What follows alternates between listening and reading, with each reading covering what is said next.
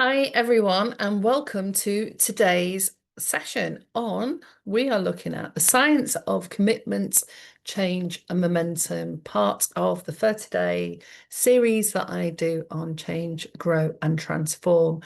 And it's an interesting topic if you have been attempting to make some changes in your life and put in some new behaviors and habits, but can feel yourself being drawn back to previous ways of being or find that it's a struggle just to commit. So let's have a look at that today.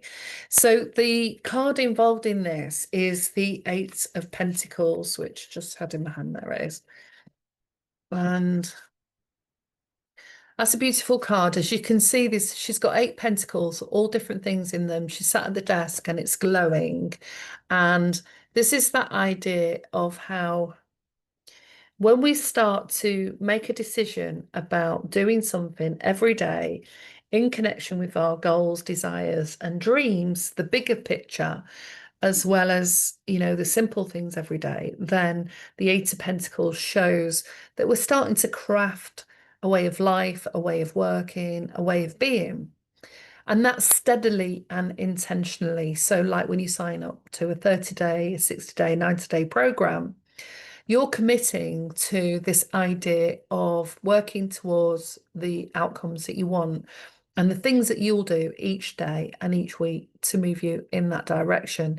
So if you want to move out of anxiety and depression or out of a state of stress into calm, or you want to start feeling more satisfied, more joy and happy, or you have a particular goal in mind and you want to be able to be more resilient and have the emotions to manage any of the changes coming up, then you need to commit to an idea that will move you in that direction. So this is that science of commitment, change, and momentum. So this card speaks to that commitment and repetition itself as the long game, the mastery of the self and the soul.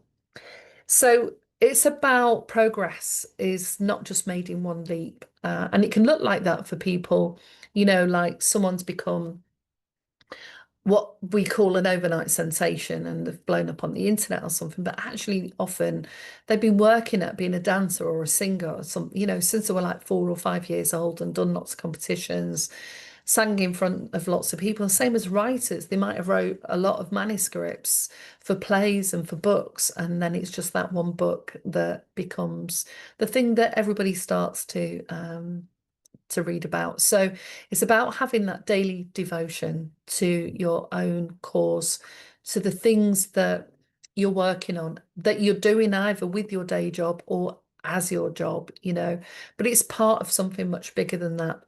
So you're not just trying something, and you might be initially when you start any kind of program, which is change program, you might be trying just new things to see how they feel and how they fit and whether you want to carry on doing that. Like when you go in the clothes shop and you try on shirts and see if they fit, if they feel good, if you like the colour. But it's about moving into embodiment where this becomes a part of who you are in your day-to-day life. And also, it's not about perfection, it's about staying with the process long enough so that you can experience real, visible internal changes. So if you think about the 30-day program or the 60 or the 90-day as a container, this is about how doing something in relation to your own personal, spiritual, professional development and that becoming a container is what allows the process to start to shift. So we're moving out of old conditioning, old psychology, old ideas, and ways of being that served us a purpose for a certain amount of time that don't quite work anymore. So we're taking on some new ideas and trying them out. Now, this program has a concept every day and journal prompts to go with that. And that can feel like quite a commitment for people when they first start out because we haven't moved enough things around in our lives to create space for it. So initially, it might be that you've got the general things going on in your life, your 9 to 5 job or split shifts, kids to pick up, shopping to get, and we haven't even created space of 10 or 15 minutes for us to have a shower in peace. But eventually, what you start to notice is when you start to create some space in your life, And you enjoy that process, that sensation of just sitting, being still, or doing that class. And it makes you, it releases some joy and some happiness, and you enjoy the process. Sometimes that's all you need that gives you the motivation and the nudge in a way to continue and to open up more space. And in that process, sometimes other things have to go, like how much time we spend on TV, um, watching or playing video games, chatting to other people, spending time online, your phone use, Instagram use. So if you thought about how much time you spend scrolling, instead of scrolling you half the time or don't do it at all, stop yourself for a week and see how it goes and how much time that opens up.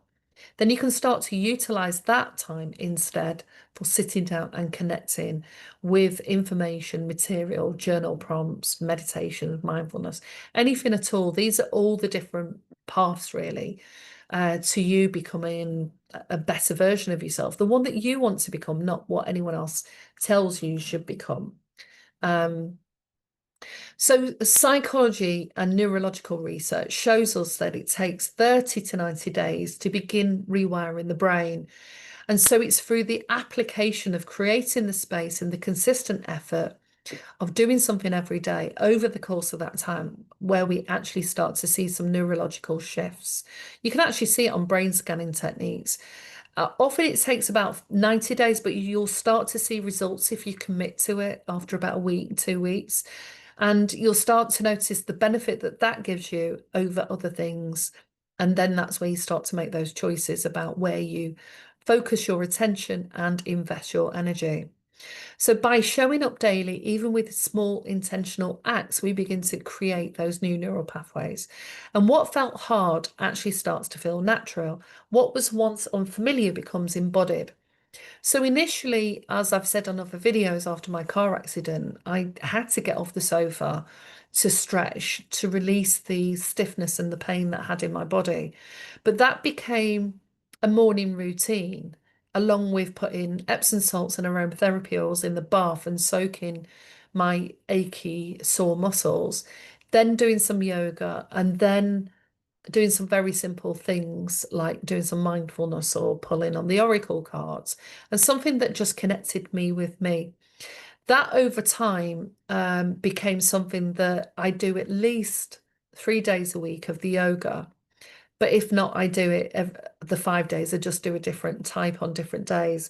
Because also it's about tuning into the body and asking what you need. Because even when I feel tired and heavy, actually, if I do some yoga, in particular the slow Kundalini warm-ups or the yin yoga, I can feel that my body's starting to move and starting to get some feel energized. And then if I sit in a mindful way in the garden, just in that stillness and silence and feeling centered, that I can feel has an impact on the way that my energy feels and the way that my mood feels. So we're creating those new neural pathways in that process, and eventually that becomes more embodied, just like other habits do. The habits that we've got now were taught to us somewhere at some point in our lives, if you think about the things that you do day to day. So 30 isn't just a number, it's a sacred cycle, it's a lunar return. So if you think about, the full moon and the new moon, so we're often in these 30-day cycles. And in a behavioral psychology way, it's also about a commitment to your own self-worth and alignment. And most importantly, it builds trust with yourself.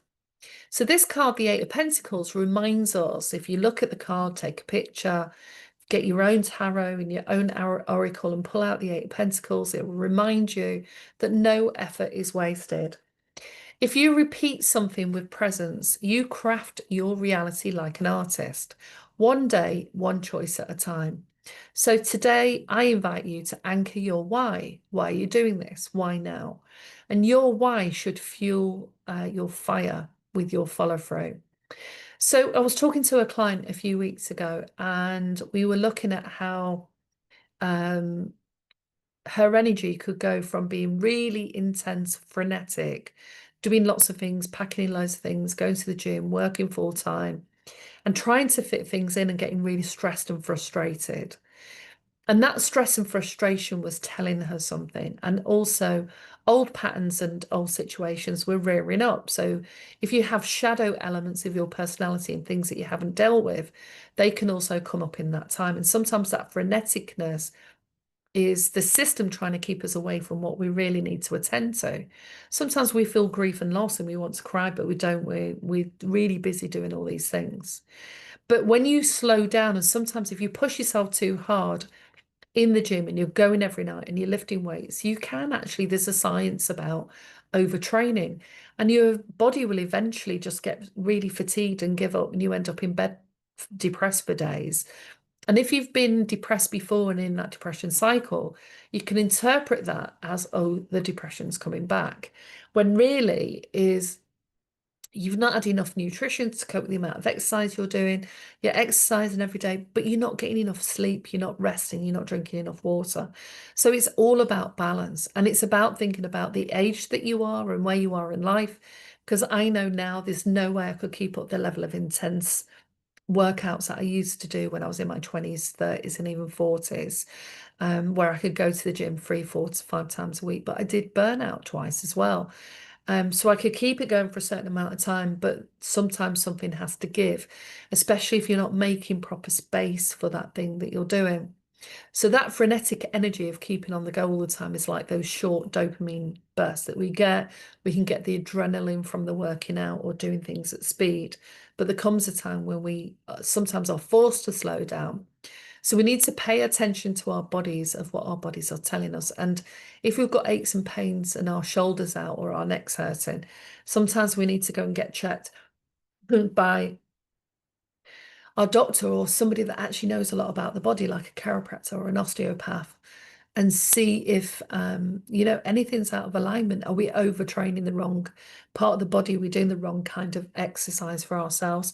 And the same with food. We were also talking about how we can get bombarded with all this information about whether or not you should have a vegan diet and only juice or only eat meat. Well, the thing is that we've all got different constitutions. We have to work out what's right for our body. And I know that on the Diary of a CEO podcast, they were looking at the tools now that we have in the medical industry for monitoring blood and what happens when we fast and what happens when we eat certain food, and the impact of travel and drinking coffee and all these things have on us. But we can get overwhelmed with that. And so the more that we sit back and practice mindfulness, the more we can tune into our bodies and find out what might be the right way forward today or for the next few weeks. And you start to discover, like I have in my diet, that if I eat carbs in the afternoon and I've already had a few intense days, the chances are that I'm not going to be able to have any meetings and talk about things where I need my thinking mind operating. That works better first thing in the morning, or after 7 or 8 o'clock at night. So it's really good to know your own rhythms, your own cycles, how you work. And if you don't, just start that process. And this process of the 30 days that's the byproduct, is we get to know ourselves a lot more, and how we function and what helps us function and what our strengths are and what our limitations are. So 30 days helps you create awareness and break old habits. 60 days reinforces new patterns, and 90 days integrates and embodies the change. So my first programs that I do, sort of level 1, I like the 30 days, creates awareness and breaks old habits, helps you create those routines, create that space in your life.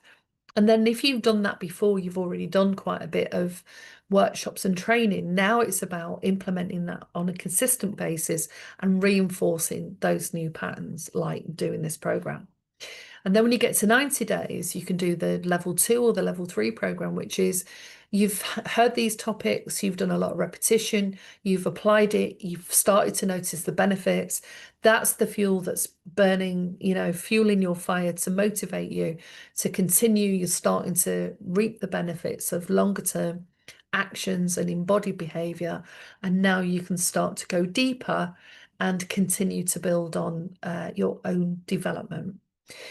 Also, studies show that daily tracking, even for 30 seconds, significantly increases your chance of follow through.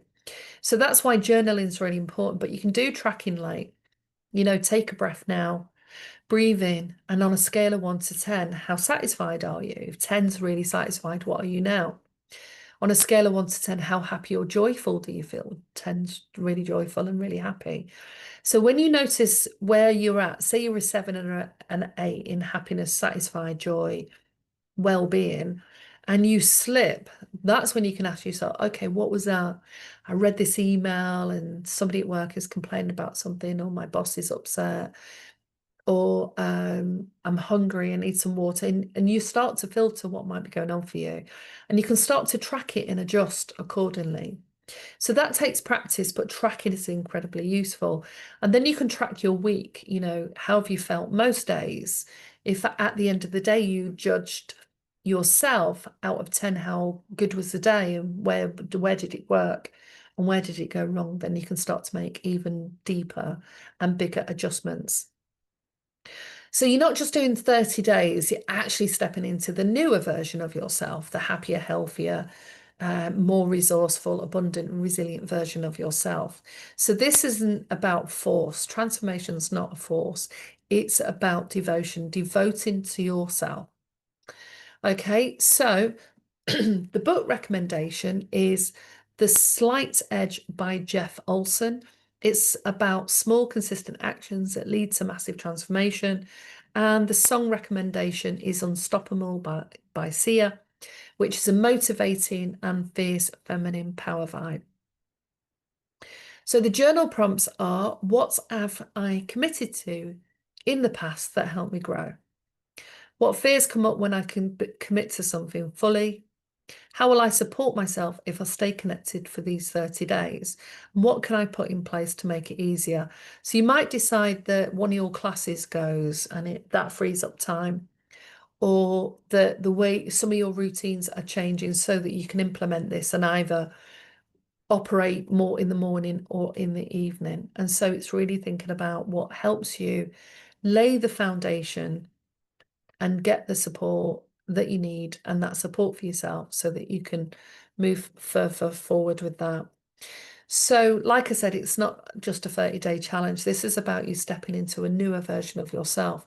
So if I gave you some examples of how I've done that, I've been using 30 days for a long time, and I've done 30-day mantras to help unstick some old thought patterns that I had that was finding difficult to let go of.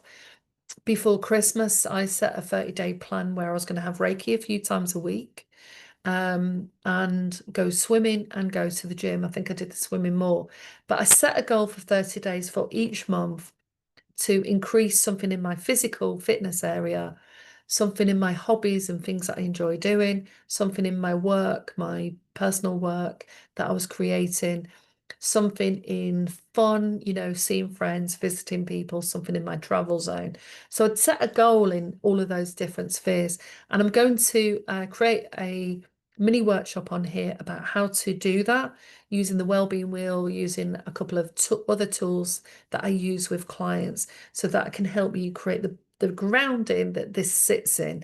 This can become the container and the scaffolding for your experience, but also everything else in your life can also be a part of that same container. So hopefully you've liked this discussion that we've had today, and do contact me if you want to have any of your own personal 30-day programs created using some of these ideas and adding any others that maybe I've not covered in this program. And I look forward to speaking to you soon.